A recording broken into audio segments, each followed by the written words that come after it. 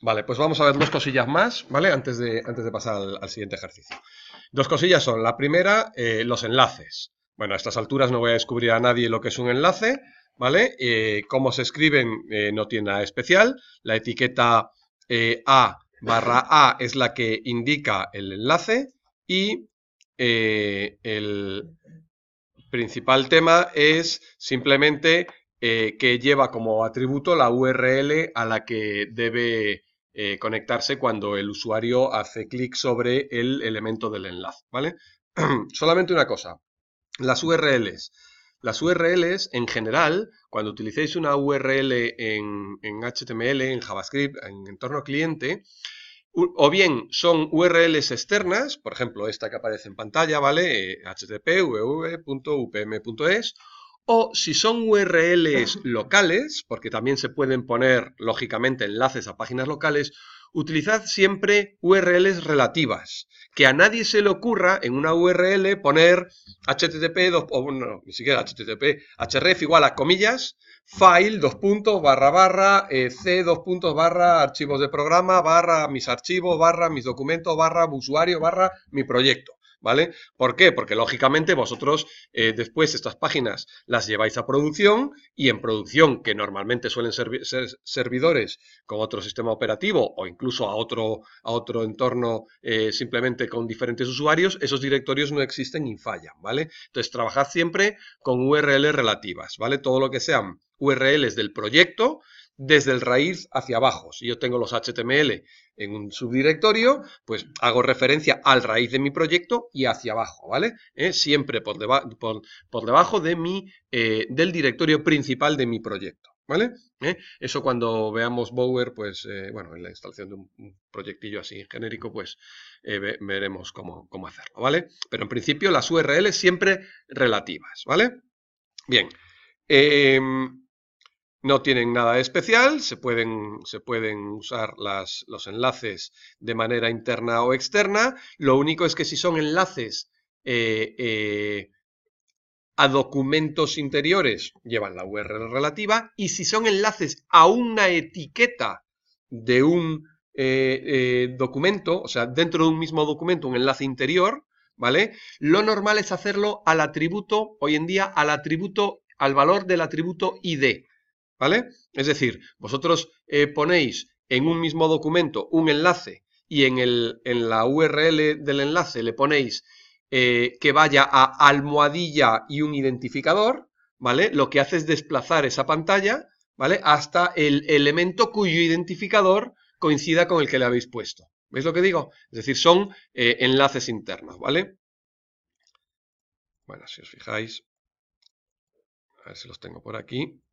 Aquí están, ¿vale? Fijaos, en esta transparencia lo que tenéis es un enlace, y este enlace en la URL, en vez de aparecer una URL externa o una URL de otro documento, aparece una almohadilla que le indica esto es interno, ¿vale? Y después un identificador. Ese identificador, en este caso, por ser un ejemplo un poco antiguo, es el identificador que se le ha puesto a alguna parte del documento con la etiqueta A. Pero en vez de poner este nombre, lo que podéis usar es directamente el valor del atributo ID que le hayáis puesto a cualquier elemento de la página, ¿vale? Eso lo que quiere decir es que cuando el usuario pincha ahí, la página se desplaza hasta ese elemento. Es muy típico, sobre todo en los documentos técnicos, estos que son manuales de texto muy largos, que utilizan un solo documento, y entonces ponen un menú muy simple al principio, ¿vale? Que pincha y simplemente desplaza 10 páginas o desplaza 5 páginas hacia abajo, ¿vale? Pues eso es simplemente un enlace que va a un identificador de un elemento después de 5 páginas, ¿vale? Bien. Bueno, pues igual que tenéis los enlaces, tenéis las imágenes, tampoco tienen nada de especial, ¿vale? Las imágenes, como sabéis, tienen un atributo que es el source, ¿vale? Que es src. Atención porque hay mucha gente que se equivoca cuando ahí pone scr, ¿vale? Es muy típico el error. En la que se pone la URL del fichero que se incorpora en esa imagen. Curiosamente, los otros dos atributos, que son ancho y alto, bueno, y además de alt, que es el texto alternativo, el texto que si no es capaz de mostrar la imagen es el texto que se muestra, decía que además del atributo src, con la URL de la imagen, tiene también el atributo width y height. El atributo width y height, otra vez, son atributos que en general se vuelven a poner en CSS, ¿vale? Están obsoletos en HTML y vuelven a ser parte de CSS. Sin embargo, como curiosidad nada más, es interesante que los tengáis siempre cuando defináis una imagen. Si podéis definir el ancho y alto, mejor, porque si un navegador conoce el ancho y el alto de una imagen, como sabéis, lo que hace es encontrarse la etiqueta IMG, ver el nombre del src y pedírselo al servidor, ¿vale? Pedir en esa URL la imagen, por lo tanto tarda un poquito más, ¿vale? Si no conoce el ancho y el alto, lo que hace es esperar a recibir la imagen para seguir rellenando el resto de la página.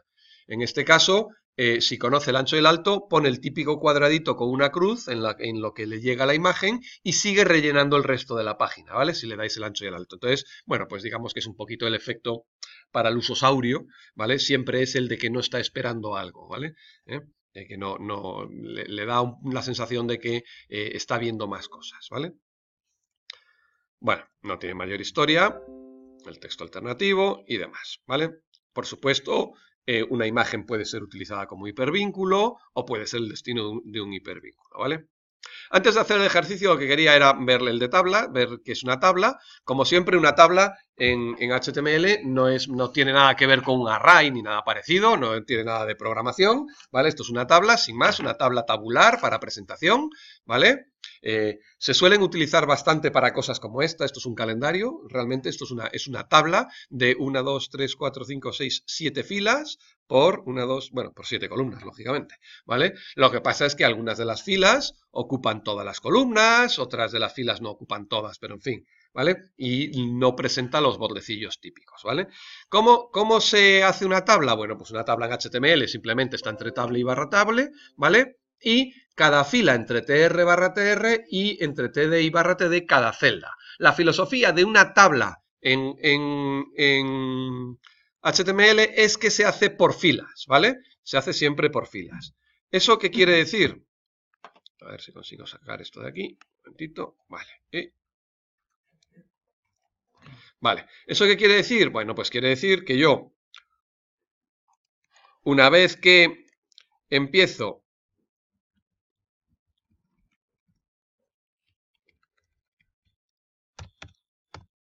a definir la tabla con la etiqueta table, ¿vale? Table, ¿vale? La etiqueta tr, lo que hago es definirla por filas. Primera fila, tr, ¿vale? Y ahora dentro de esa fila, celdas. Primera celda, ¿vale? Pues contenido 1, ¿vale? Segunda celda, la celda sigue estando en esa fila, vamos a ponerla un poco ordenada, ¿vale? La celda sigue estando en esta otra fila, segunda celda, td barra td, contenido 2, ¿vale? Y así con todas las filas y todas las celdas que necesitéis, ¿de acuerdo? tr barra tr, td barra td. ¿Cuál es el tema? Simplemente que una fila, puede tener, por muy raro que parezca, diferente número de celdas que el resto de las filas, ¿vale? Con eso hay que tener un poquito de cuidado, ¿vale? Y que por defecto no presenta ningún marco, ¿vale? Ninguna raya, quiero decir, ningún marco, me refiero a ninguna línea horizontal de división, ¿vale? La tenemos aquí, como veis, esta es mi tabla, que como tal tiene poco aspecto de tabla, excepto por la disposición de la información, ¿vale? Si yo quiero que tenga un poquito más de aspecto de tabla y no quiero hacer utilización del CSS con poner un border igual a 1 aquí, el atributo border, ¿vale? Pues directamente me aparece con su borde, ¿vale? Ya tenéis las tablas. Ahora, el resto de atributos y valores, de estas etiquetas, como siempre, afectan exclusivamente a qué se puede ver o no se puede ver. Por ejemplo, tenemos atributo cell padding, ¿vale? Cell padding lo que hace es aumentar o disminuir el espacio entre celdas. No. Padding es el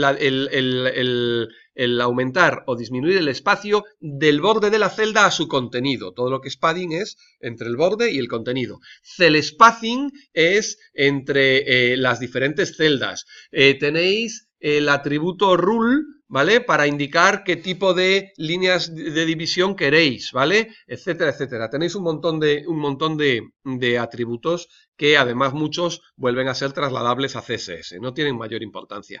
Los únicos que me gusta incidir en ellos, por si alguien no los ha visto nunca, son los atributos de callSpan y rowSpan, ¿vale? ¿Qué es un atributo callSpan o rowSpan? Un atributo callSpan o rowSpan lo que hace es decirle cuántas filas o cuántas columnas ocupa una determinada celda. Veamos, un segundito. Aquí está. Fijaos en esto. Esta tabla que tenéis ahí, aunque se vea en pequeño, ¿vale? La celda que contiene a la A, ¿vale? En la primera fila ocupa 2 columnas. ¿Por qué ocupa 2 columnas? Ocupa 2 columnas, si os fijáis, porque en la primera fila, tr barra tr, hay un solo td barra td y se le ha puesto como atributo callSpan igual a 2. Esto es algo así como expande esta columna a 2. ¿Lo veis? Si hubiera puesto rowSpan igual a 2, lo que haría sería ocupar 2 filas, ¿vale? Lógicamente, hay que tener un cierto cuidado. Es decir, si yo quiero que una celda ocupe 2 filas, tendré que quitar la celda de debajo, tendré que hacerla desaparecer, porque si no lo que hace es empujar, se va a montar una tabla que tiene en una de las columnas tiene una fila además, ¿lo veis? ¿Vale? Entonces, con rowSpan y callSpan lo que hacéis es añadir ocupación a las diferentes celdas, ¿vale? Sin más, ahora lo vemos con el ejercicio.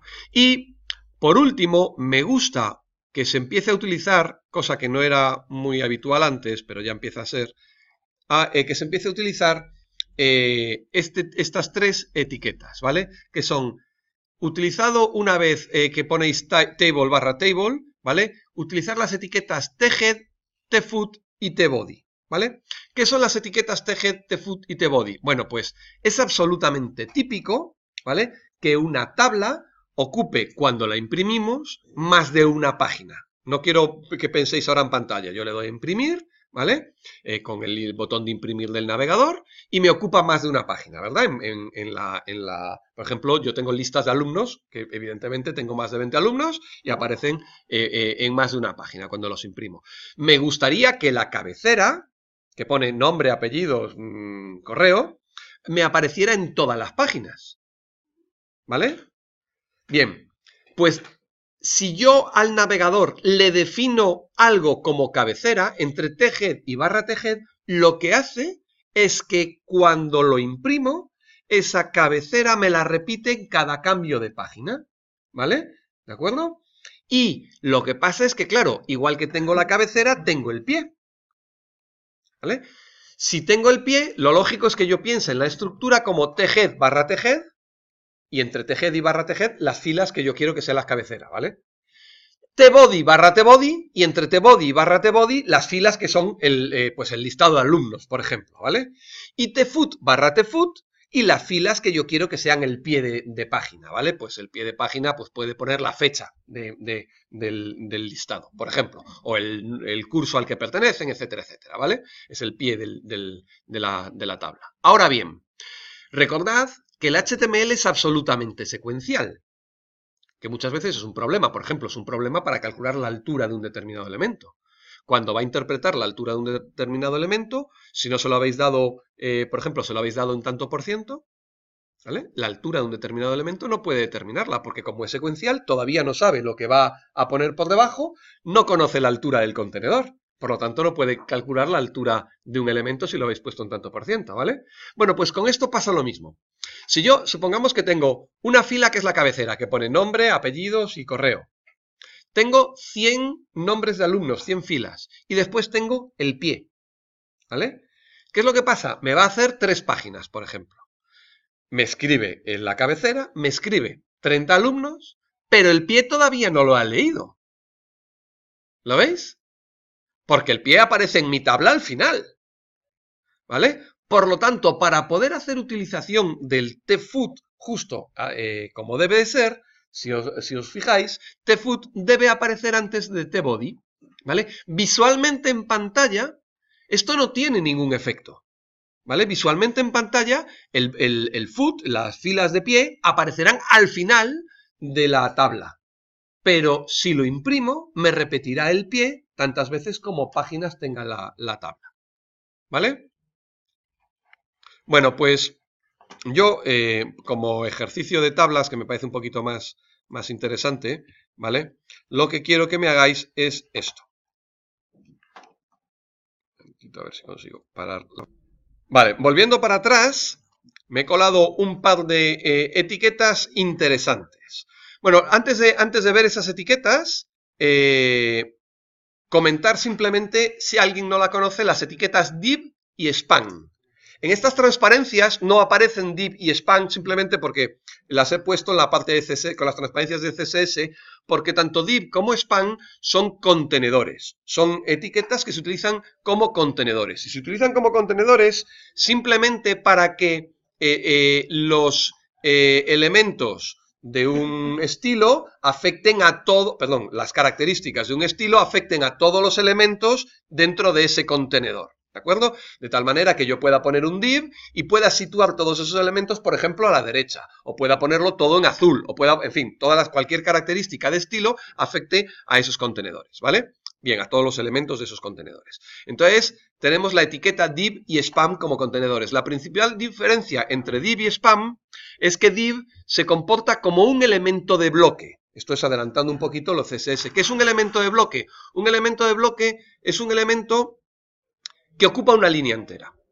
¿vale? Es como si tuviera un retorno de carro antes y un retorno de carro después, ¿de acuerdo? De tal manera que si vosotros ponéis un elemento de bloque en pantalla, a su derecha, a priori, no puede haber nada. Oye, pero si es que me caben dos imágenes, ¿por qué no me las pone una al lado de la otra? Porque la imagen es un elemento de bloque, en principio, y entonces no me pone una al lado de la otra, porque, bueno, no, en principio no, pero vamos, si fuera un elemento de bloque, no me pondría las dos imágenes al lado, me la pondría una debajo de la otra, ¿vale? Mientras que span es un elemento en línea. ¿Qué es un elemento en línea? Un elemento en línea es aquel que a su derecha y a su izquierda, ¿vale? Permite otros elementos, ¿de acuerdo?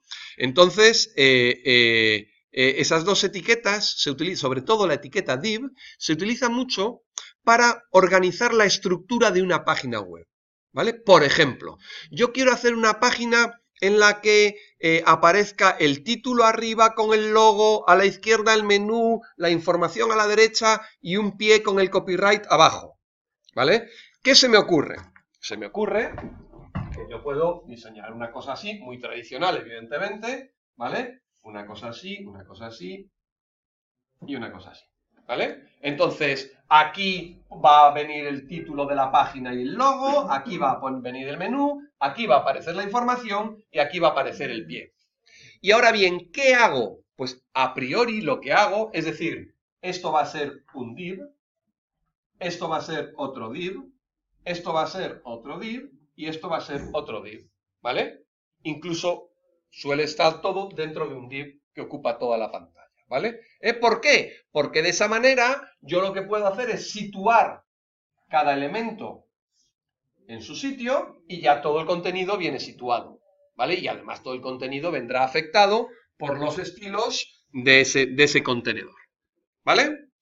Entonces, las etiquetas div y span, sobre todo la etiqueta div, se utiliza mucho para este tipo de cosas. Hasta ahí supongo que todos lo conocéis más o menos, ¿no? Ahora bien, la etiqueta div no dice nada de su contenido. Nada. Es un contenedor, sin más. ¿Qué es lo que hicieron los sabios de la tribu? Los sabios de la tribu decidieron que ya era hora de que las etiquetas en HTML incorporaran cierta semántica, ¿vale? Por ejemplo, ¿qué pasa si un buscador coge vuestra página y tiene que clasificarla? Pues que se tiene que recorrer todas las etiquetas que haya en esa página examinando lo que hay, ¿vale? Pues ya que sea a saber el algoritmo que están utilizando, pero en esa estructura que yo acabo de pintar ahí detrás, por ejemplo, hay una zona de navegación ¿vale? La zona de la izquierda, que es un menú, que probablemente no aporte nada a la semántica de la página. Esta página trata de la cría del gusano de seda. Y además, para financiarla, yo aquí meto publicidad, ¿vale? Resulta que el buscador de turno, cuando quiere clasificar mi página, se recorre todas esas etiquetas, ¿vale? Porque no tiene información semántica. Bueno, pues por fin decidieron que ya era hora de que las etiquetas, perdón, de que las etiquetas HTML incorporaran cierta información semántica. Disculpad porque no sé por dónde anda. Ah, aquí estaba antes de listas. Esto es.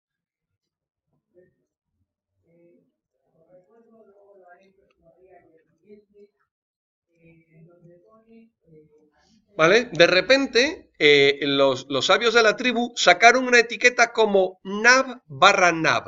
¿Para qué? Para nada, en principio para nada. Es un contenedor. Quiero decir que, para nada me refiero a nada técnicamente, no aporta nada que no tenga un div, ¿vale? Pero es una etiqueta que aporta semántica.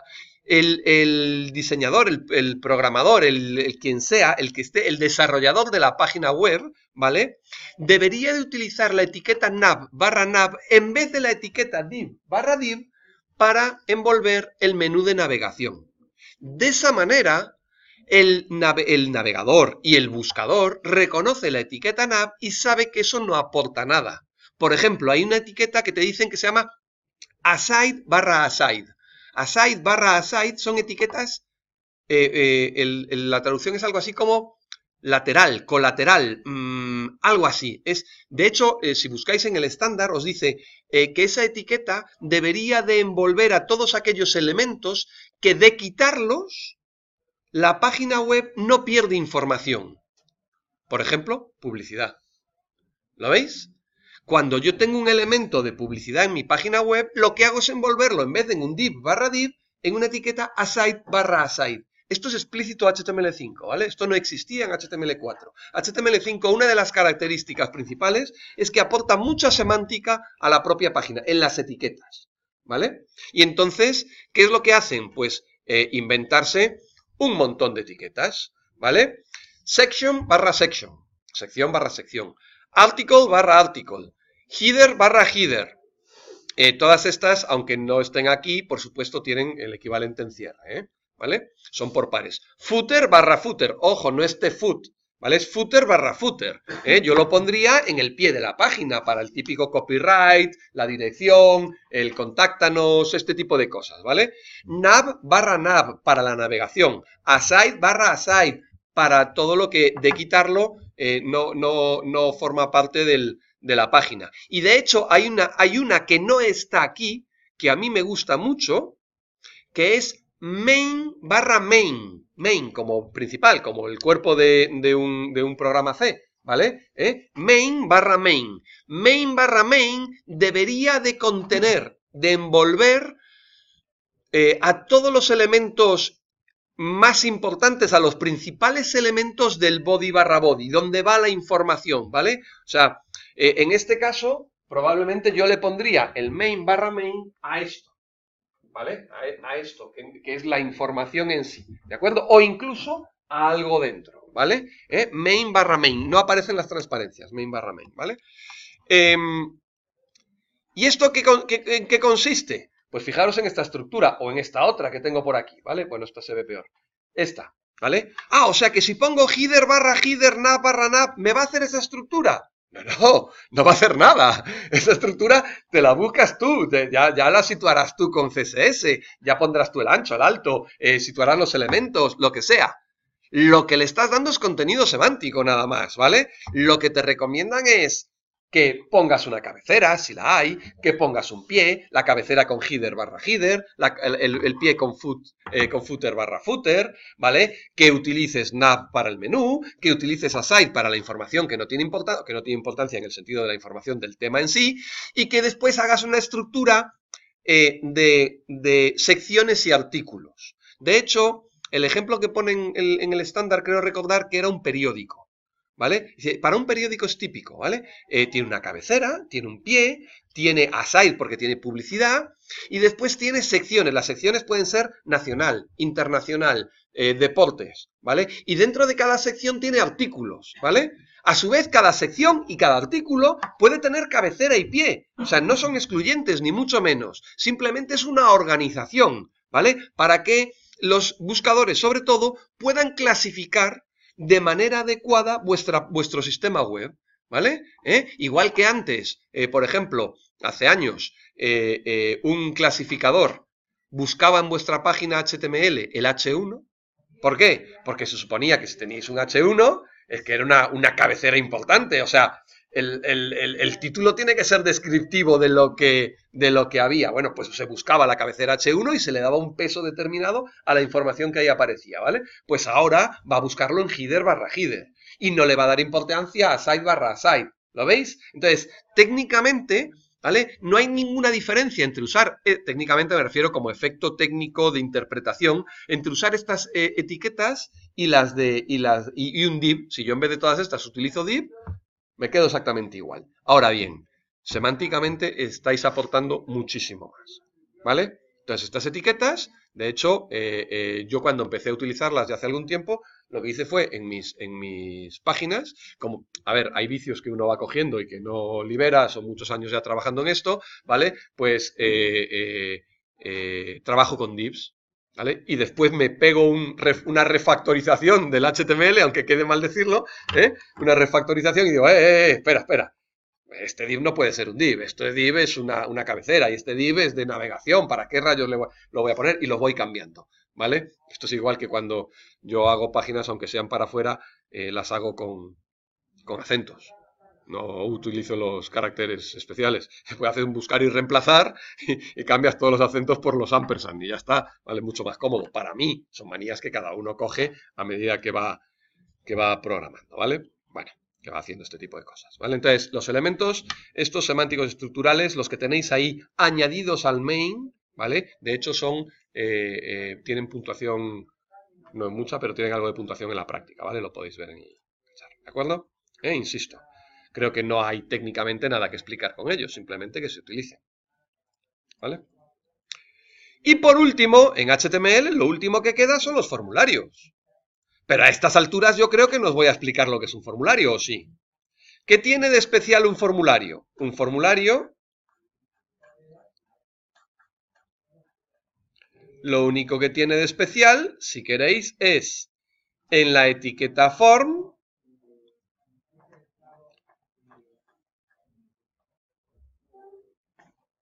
en la etiqueta form, el atributo action, ¿vale? El atributo action, que es la URL a la que se manda la información. Si queréis probar, por cierto, si queréis probar algún formulario, si os funciona el formulario de la práctica, hay una URL que después la dejo escrita en la que yo tengo un procesa.php que os devuelve lo que ha recibido, no hace nada. Se le mandáis los datos del formulario y os dice, he recibido esto, ¿vale? Y ya está, ¿vale? Después os dejo ahí la URL. Por supuesto, el atributo method, ¿vale? Post o get es lo normal. El length type, que define los tipos MIME, y el name del formulario. Por supuesto, aunque aquí no aparezcan, todos estos elementos tienen un atributo ID.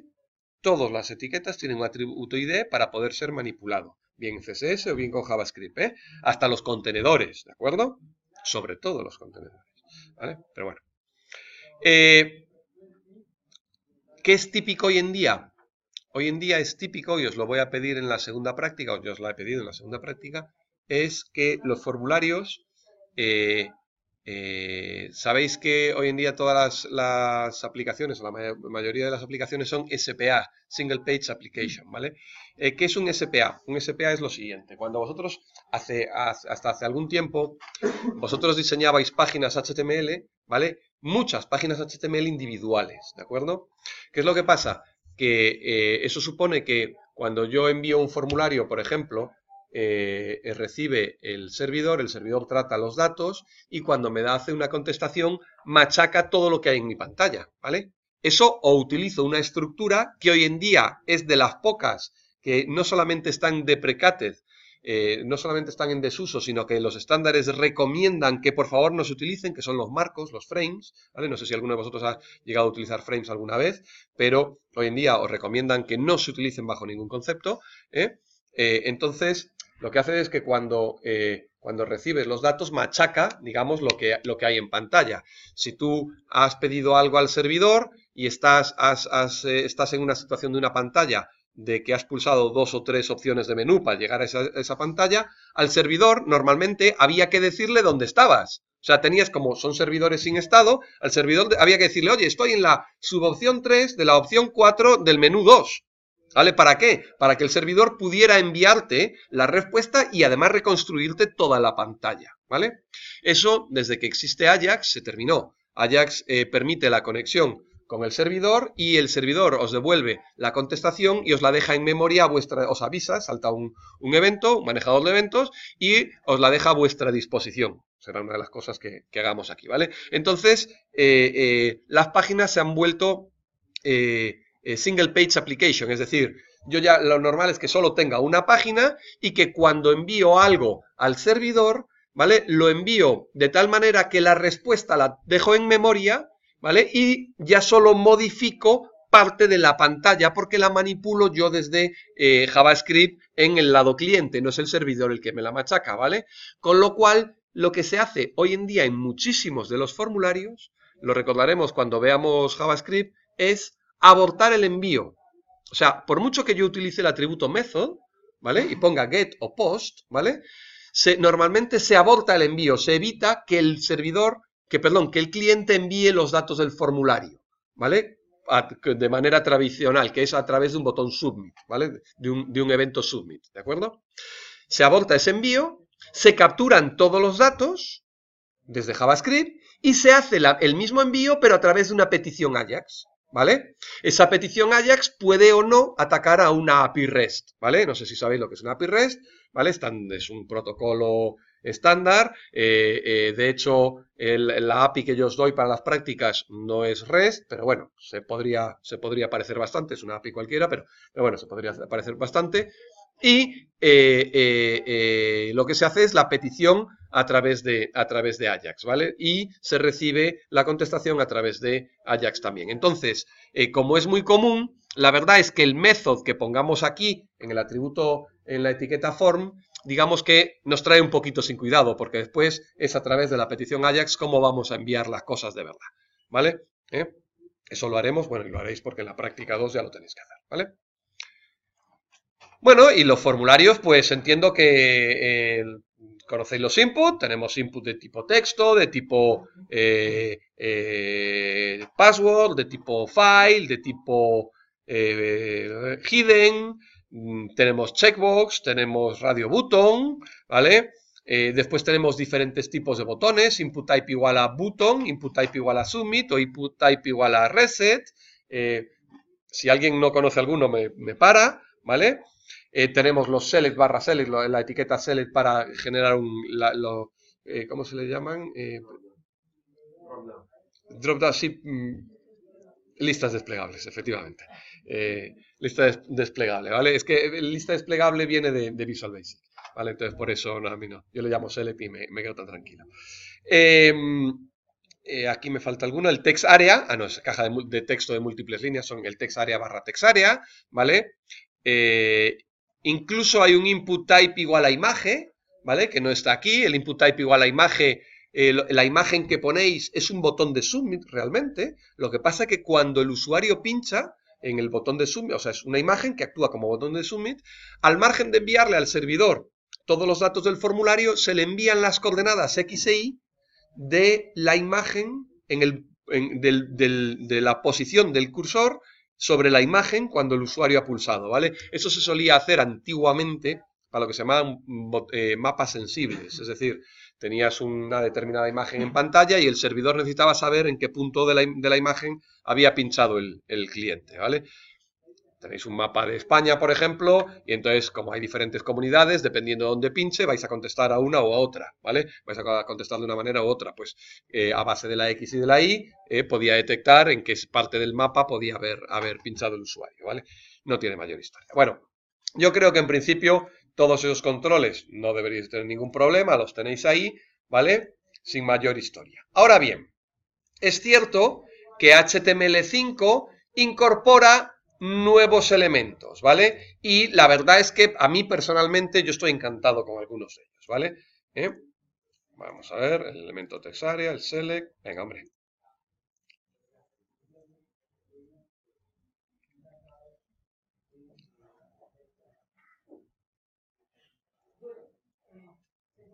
Aquí está, ¿vale? Entonces, antes de seguir, os pediría que os bajarais los ejemplos, un zip que hay en el Moodle, pone ejemplos básicos de HTML5, ¿vale? Bueno, como os dije, una de las principales funciones que tenía antiguamente JavaScript era validar los formularios. Era para lo que lo usábamos, ¿vale? Entonces, validar los formularios, ¿qué significaba? Significaba simplemente recorrer los campos diciendo, oye, que este no lo ha rellenado, oye, que este no sé qué. Pero ponte a validar un email. Claro, a ver, ¿cómo validábamos un email? Pues nada, pero yo lo he hecho toda mi vida, ¿eh? De hecho, todos teníamos funciones estándar que nos hacíamos nosotros para validarlos y los incorporábamos a nuestras páginas. A ver, un email, a ver, tiene que tener al menos un punto y tiene que tener al menos una arroba y antes de la arroba tiene que haber texto y después de la arroba tiene que tener texto y el punto tiene que aparecer a la derecha de la arroba. ¿Lo veis? Es decir, son reglas que te haces tú, ¿vale? Y entonces te hacías una función que cogía la propiedad value del campo, ¿vale? Es el texto, recorría elemento a elemento y iba comprobando qué es lo que tenía. Bueno, pues señores, ya era hora de que alguien se inventara un input type igual a email. Tanto cuesta que un navegador valide un email. Valide, ojo, sintácticamente, semánticamente, quiere decir que exista o no exista es otro tema. Pero que valide que sea una arroba y que haya un punto, ¿vale? Entonces, si os fijáis, en el ejemplo hay un email, ¿vale? Entonces, si vosotros escribís algo que no tiene una arroba y le dais a enviar, ¿vale? Os va a dar un error. ¿De acuerdo? El primero que aparece es un input type igual a search, ¿vale? El input type igual a search lo que hace es simplemente establecer que en la caja de introducción de texto aparezca una crucecita para anular, para borrar automáticamente el término de búsqueda. ¿De acuerdo? Entonces, es tan sencillo como que yo me pongo a escribir en el input type igual a search, hola, y aparece la crucecita a la derecha, ¿vale? Ah, o sea, Santiago, es un input type que va a hacer que esto busque automáticamente. ¿Qué busque qué es? Y aquí no hay programación. Esto es simplemente formato, ¿vale? No busca nada. Se llama input type igual a search, le dais al botón, a la crucecita y se borra automáticamente, ¿vale? De una sola tirada el campo. Ah, pues muy bien. Pues es todo el efecto que tiene, ¿vale? El siguiente que aparece es el input type igual a email. El input type igual a email, si yo escribo algo que no es un correo y le doy a enviar, a ver dónde está el enviar. Ah, me he metido donde no debía. Submit. Bueno. Fijaos, el mensaje me dice, incluye un signo arroba en la dirección de correo electrónico. ¿Vale? Ese error que aparece, por cierto, ese mensaje, el formato de ese mensaje depende del navegador, ¿vale? Y sí que es configurable a través de un objeto del navegador, que ya no recuerdo muy bien, se llamaba error alert, no me acuerdo exactamente muy bien, yo lo hice un par de veces, pero vamos, de ponerte si lo necesitáis, que sepáis que se puede hacer, pero ponerte a reconfigurar ese tipo de mensajes, me parece ya a estas alturas tan absurdo como no usar el tipo input type igual a email, ¿vale? Tenéis el input type igual a URL, que os permite validar una URL, que el navegador valide una URL. El input type igual a tel, de teléfono, ¿vale? Que os permite supuestamente validar un teléfono, pero resulta que los teléfonos son diferentes en todos los lugares del mundo, con lo cual no valida nada, ¿vale? Oh, hombre, los correos electrónicos son iguales, pero los teléfonos son diferentes, ¿vale? Input type igual a number. El input type igual a number por fin os permite tener un elemento que sea un número, ¿vale? Y que aparece la típica flechita en la que le decís, perdón, tiene el input type igual a number, tiene atributos con un mínimo, un máximo y un step, ¿vale? El step hace que al pulsar el incremento o el decremento que os permite en la pantalla, ¿vale? Fijaos que en este caso creo que tengo un step de 0,3, ¿no? 4,2, 0,3, 4,5, ¿lo veis? Y entonces ese step ese valor se va incrementando. Ojo, para aquellos que hayáis programado con JavaScript, sabéis que hay un problema porque todas las entradas de datos son de tipo carácter, ¿vale? Aunque aquí tengáis un input type igual a number, sigue siendo de tipo carácter de cara a JavaScript, ¿de acuerdo? Es uno de los problemas básicos en JavaScript, que cuando uno se pone a sumar números que vienen de un formulario, resulta que son caracteres y como el más es un operador sobrecargado, concatena en vez de sumar, ¿vale? Entonces hay que transformar los caracteres que vienen del formulario, ¿vale? A números reales, o sea, números no reales, no de tipo real, sino a números, ¿vale? Bueno, pues aunque aquí sea un input type igual a number, este input type igual a number sigue siendo, ¿vale? Un carácter, ¿de acuerdo? Lo que pasa que de cara al usuario, en la vista, simplemente permite la entrada de números. Es decir, si yo meto teclas con letras, no aparece nada, ¿vale? Bueno, excepto una letra. ¿Por qué? Es el número E. El número es un número, curiosamente, ¿vale?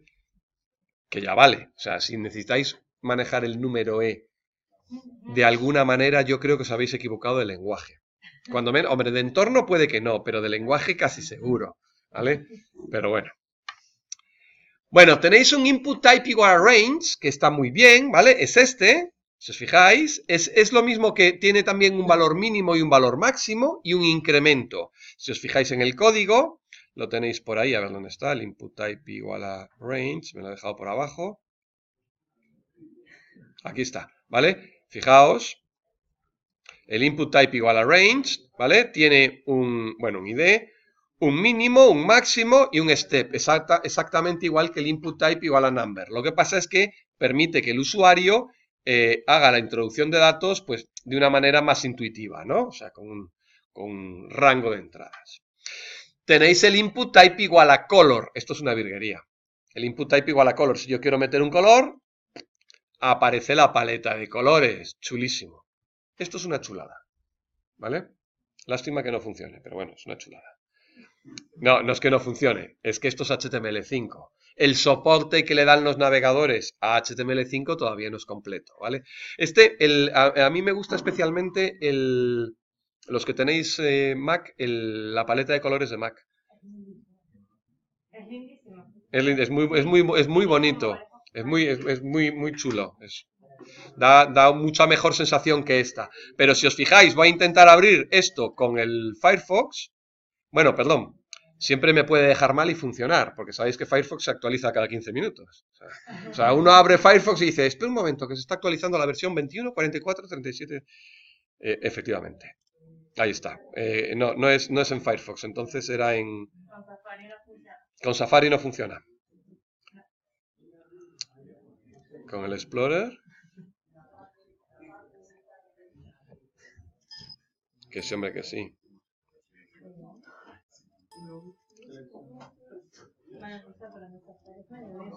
Fijaos, en Explorer el color me aparece el que haya puesto por defecto en su valor hexadecimal, ¿vale?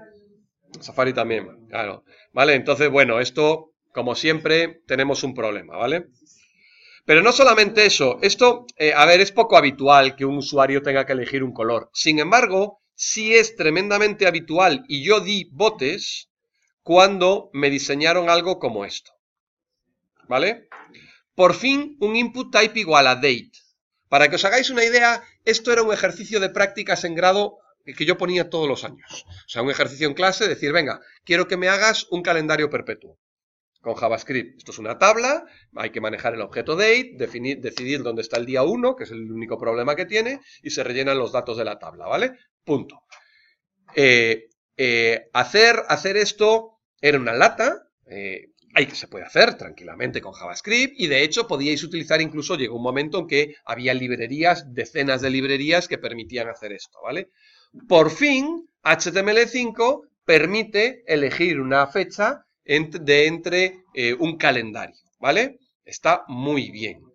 Lástima que otra vez no funciona en todos los navegadores, ¿vale? Entonces uno se coge el Explorer y no hay fecha, ¿vale? Como veis, no hay fecha, ¿de acuerdo? Y uno se coge el Firefox, ya no sé ver el Firefox, ya no me acuerdo. Tampoco hay fecha, ¿vale? Y es una lástima, porque fechas sí que es absolutamente habitual en gestión, porque la gran mayoría de las gestiones, sobre todo toda la venta de elementos, es que requiere una fecha, ¿vale? Evidentemente todos estos elementos terminarán siendo soportados por los navegadores, ¿vale? Más pronto o más tarde, pero terminarán siendo soportados. Por eso yo sigo manteniendo que hay que hacerlos. Hoy por hoy, si tenéis que manejar fechas de este estilo, yo recomiendo incorporar las librerías de jQuery, ¿vale?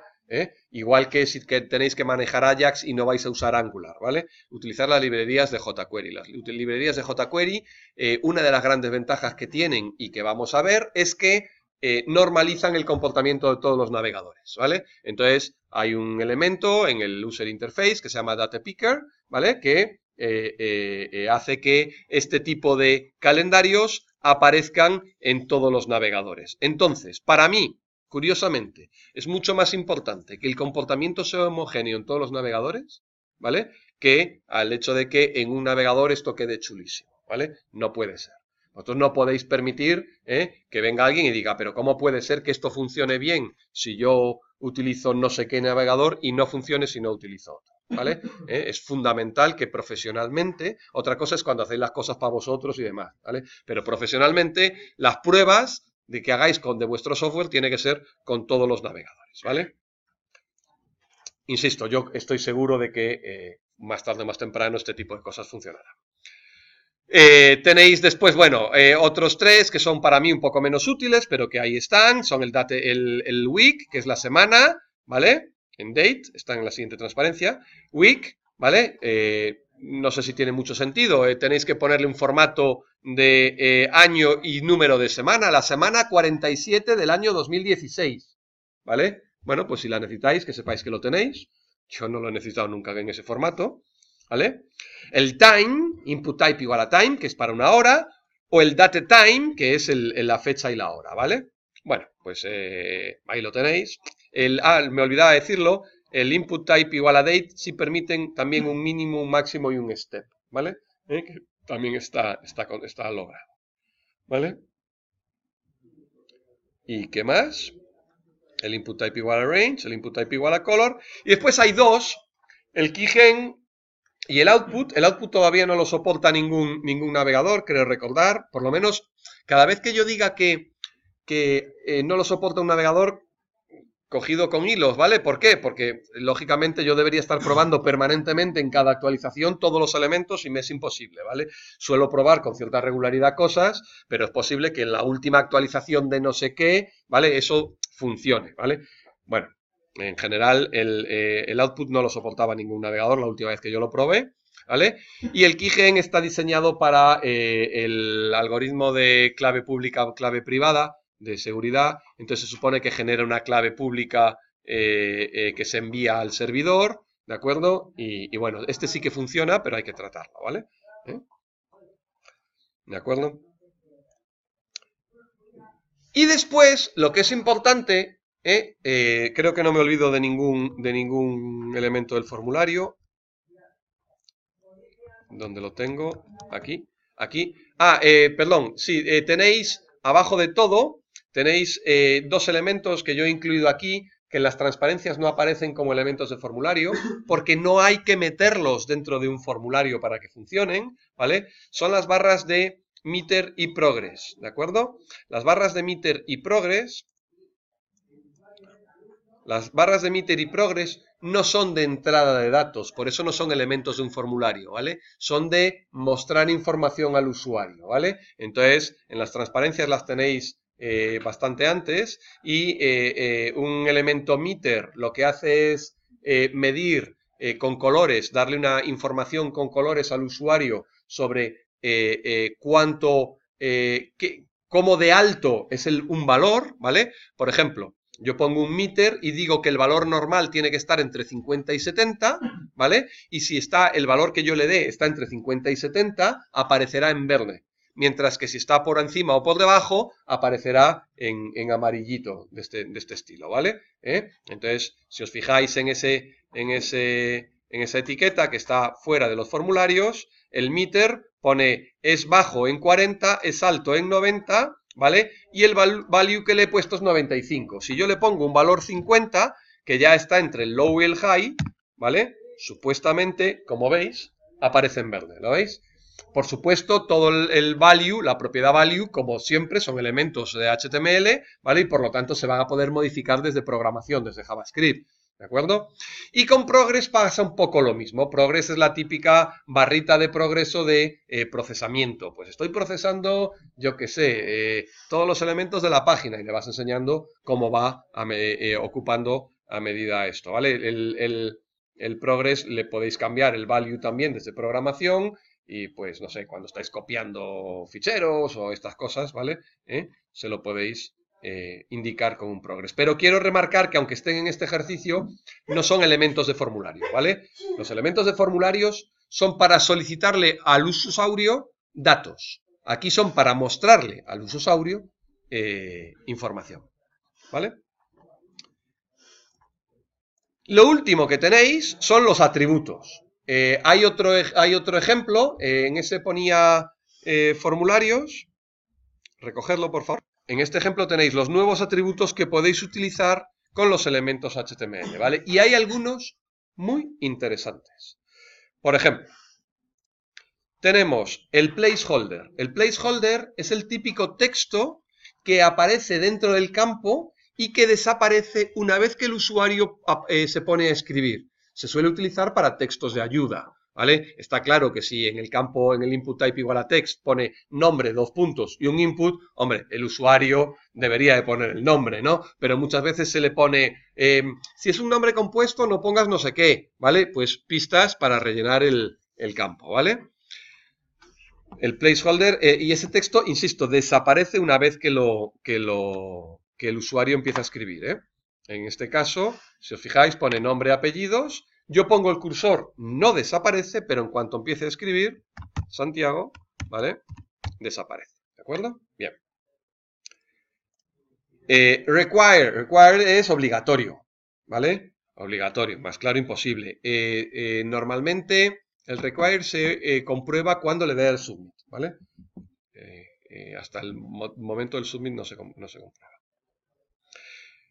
Disable, me salto uno. Disable es desactivado el elemento. Un elemento desactivado ni es manipulable por el usuario, ni se envía al servidor, ¿vale? No se envía al servidor.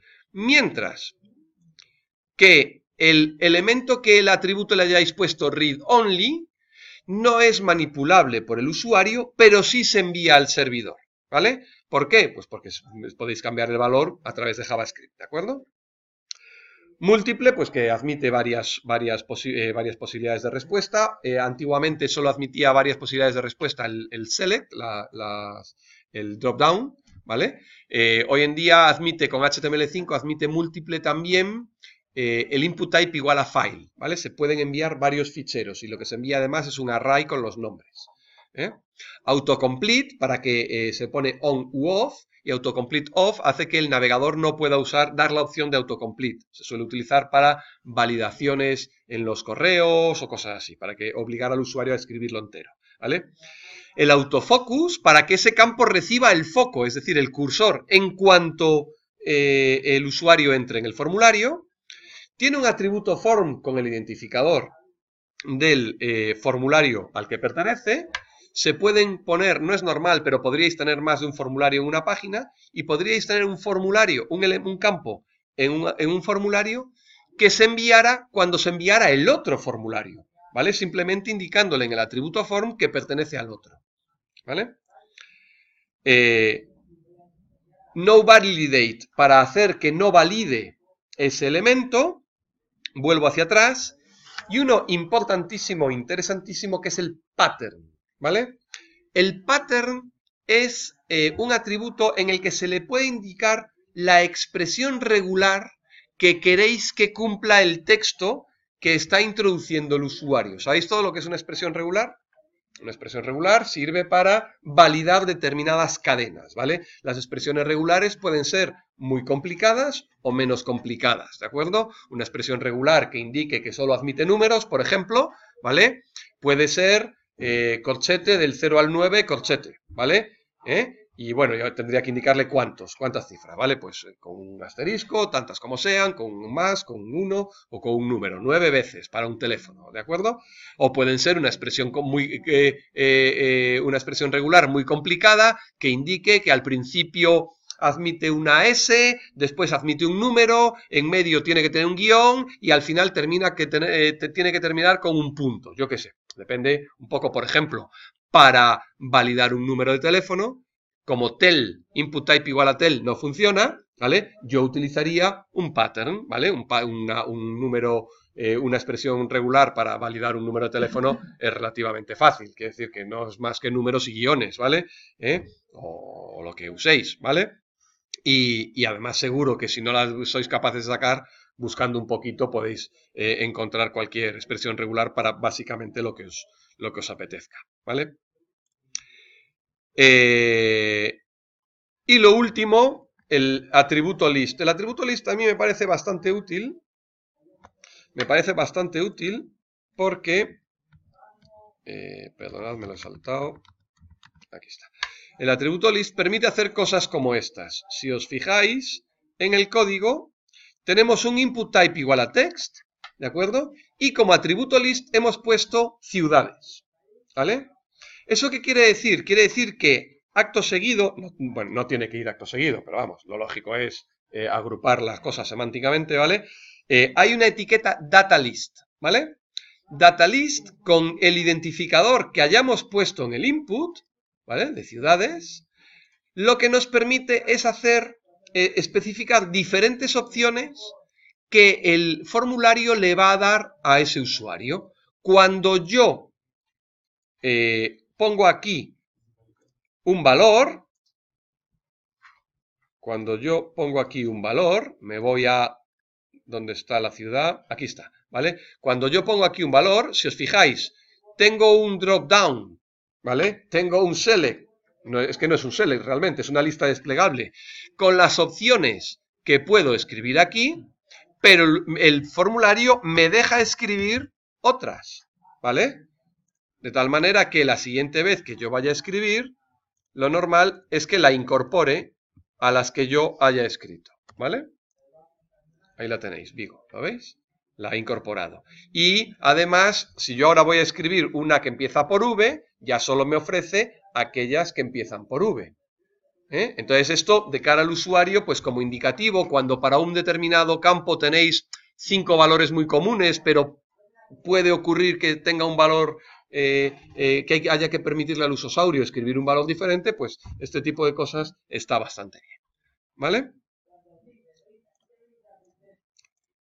Y eso en cuanto a los elementos de los formularios, no hay más, ¿vale? Insisto en la idea de que si no os funcionan con todos los navegadores, no deberíais usarlos, ¿vale? Lo único que nos queda por ver de HTML, así muy rápidamente, es el iframe. Un iframe es un marco. El iframe, que es un marco flotante, sí que no ha dejado de estar recomendado, o sea, no está obsoleto, ¿vale? Como los frames normales. El iframe, que creo recordar que lo sacó inicialmente Microsoft, solo funcionaba en el Explorer, ¿vale? Bueno, pues es un elemento bastante útil para incorporar diferentes otros elementos a una página, es decir, una etiqueta iframe barra iframe, lo que se le indica en el SRC es qué es lo que se quiere mostrar en él, ¿vale? Y puede ser una página HTML diferente, y eso os permite tener una navegación diferente. Yo personalmente, por ejemplo, lo utilizaba cuando hacía páginas web para explicar HTML. Entonces, digamos que en la página de fuera, por aquí fuera, estaba escrito el código para que se viera, y estaba la explicación, y usaba el iframe para que se viera el resultado de interpretar esa página web. ¿Lo veis? Entonces, podéis tener diferentes elementos. De hecho, lo normal es poner un HTML en el src, pero no tiene por qué ser un HTML, podría ser algún otro elemento. Pero bueno.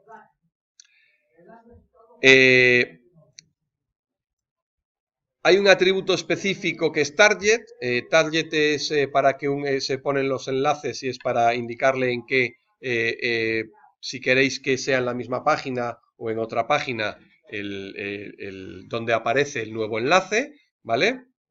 Y las dos últimas etiquetas que quiero mostraros es la etiqueta object, ¿vale? La etiqueta object os permite incrustar. Viene a sustituir un poco a iframe, si queréis, ¿vale? Os permite incrustar elementos en vuestra página, ¿vale? Por ejemplo, en la tercera, aquí no, aquí. Yo utilizo, lo incorporé porque me lo preguntó un chico en alguna clase, ¿vale? Entonces, fijaos, este chico quería incorporar una página HTML, mostrar un documento PDF, como tal, lo quería leer del servidor, y cuando pinchaba en un enlace que ponía contrato, le pedía el PDF al servidor y lo mostraba en la página HTML, ¿vale?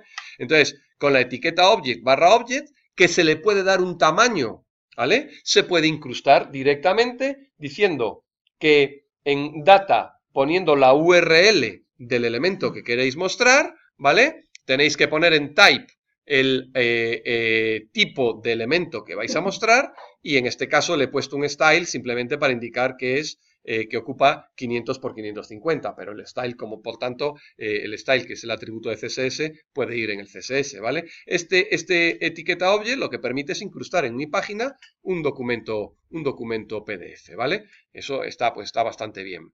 Antiguamente, la etiqueta object se hizo para sustituir a otra etiqueta que se llamaba applet, ¿vale? Que lo que hacía era permitir incrustar pequeños programas de Java dentro de vuestra página HTML, ¿vale? Eso hoy en día no tiene sentido, está absolutamente obsoleto y se recomienda utilizar, ¿vale? La etiqueta object. Fijaros que tampoco tiene ningún sentido, pero podríais sin querer incrustar un elemento GIF, una imagen. Si yo voy a incrustar un elemento GIF, utilizo la etiqueta IMG, lógicamente, ¿vale?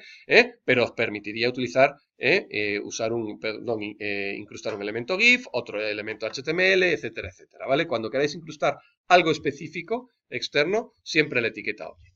Y por último, lo que os quería comentar es simplemente que el HTML5, en teoría, define una nueva etiqueta vídeo y una nueva etiqueta audio porque obliga a que los navegadores puedan interpretar tanto el vídeo como el audio de forma nativa. Es decir, no deberíais de tener que instalar ningún plugin como ¿cómo es el player de Flash? Es de Flash, ¿no? Sí, el Flash Player, ¿vale? Para visualizar vídeo, o el QuickTime, o alguno de estos, ¿de acuerdo? Sino que los navegadores deberían de poder interpretarlo de manera nativa. Entonces, se inventan una etiqueta que se llama vídeo/vídeo, que como veis, lo único que hace es definirle una serie de parámetros, el ancho, el alto, si queréis que aparezca con controles, autoplay, los tenéis por ahí, ¿vale?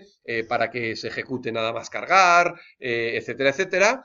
Y entre vídeo y /vídeo aparece la etiqueta source en el que se define el fichero, la URL del fichero que tiene que interpretar.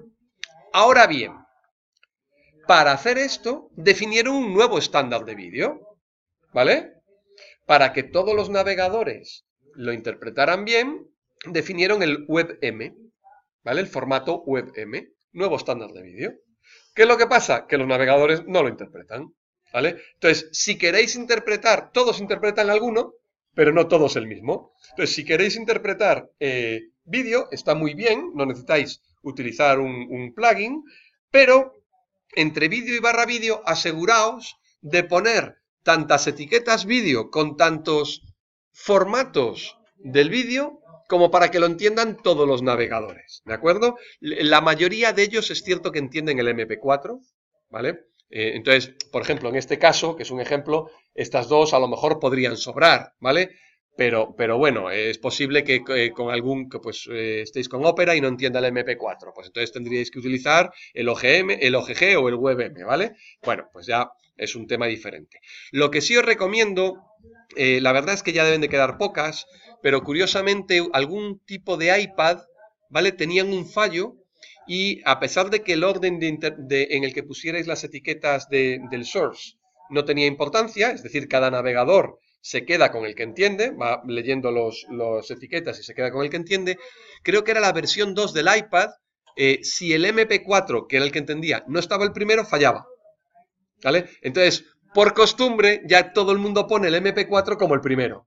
Simplemente para evitar eso. Esto también, con el tiempo se pasará, lógicamente, en cuanto se vayan renovando. De hecho, es que no sé si era la versión, la generación 2 del iPad o la 1 incluso, ¿vale? No entendía eso. Me suena que era la 2, porque la 1 es muy antigua, ¿vale? Entonces, tenía que estar el source con el MP4 el primero, ¿vale? Por eso se pone el primero. Pero vamos, no tiene más historia. Ahí tenéis todos los atributos para la etiqueta vídeo, ¿vale? Y exactamente igual para la etiqueta audio, ¿de acuerdo? No tiene más historia, ¿vale? ¿Perdón? ¿Me preguntas algo? Estoy viendo justamente en Facebook para ver lo de los videos y la etiqueta vídeo de ellos no tiene Facebook, solo tiene como que el source de una vez y es un URL gigante, pero no tiene Facebook. Pero para compartir, este no lo suele conocer la gente, son los atributos data asterisco, ¿vale? Data guión. HTML5 permite un tipo de atributo que ignora. El navegador ignora cualquier atributo que sea data-algo, ¿vale? ¿Por qué? Porque están diseñados para que el programador pueda manipularlos. De hecho, casi todos los frameworks, casi todos los elementos, jQuery, ¿vale? Angular, todos tienen lo que ellos llaman, pues en Angular, directivas. Son atributos que lo que hacen es el navegador los ignora y en la librería de turno lo interpreta y lo ejecuta. No sé si conocéis, por ejemplo, jQuery Mobile. jQuery Mobile trata directamente, los atributos se llaman data-guión, data algo, ¿vale? ¿Para qué? Simplemente para que el navegador los ignore y la función de ellos los vaya leyendo e interpretando a su manera, ¿vale? Pero, por ejemplo, yo podría utilizarlos para algo como pongo aquí, en este ejemplo. Fijaos, este ejemplo es una etiqueta IMG, ¿vale? Con un source, constuno.gif, que es una imagen cualquiera, y me he inventado un atributo que llamo data-img, ¿vale? Eso no es una palabra clave, me lo he inventado yo. La palabra clave es data-. El img lo he puesto yo, podía haber puesto quachifu, sin ningún problema, ¿vale? Data-quachifu, ¿vale? Y lo que pasa es que le asigno un valor.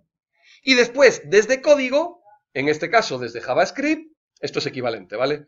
Desde JavaScript, yo accedo a ese atributo, al valor, y lo puedo cambiar, igual que podéis cambiar cualquier atributo de un objeto web, ¿vale? Desde JavaScript, pues podéis cambiar el valor de ese atributo, ¿vale? Entonces, lo que pasa es que aquí os presento dos maneras porque hay dos maneras de acceder a él, a través del dataset, ¿vale? O a través del getAttribute y el setAttribute, que son métodos de JavaScript, ¿vale?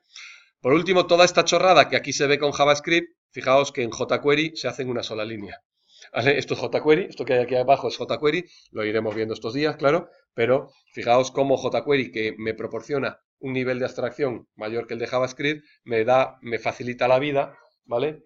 Y me permite hacer en una sola línea todo esto, ¿vale?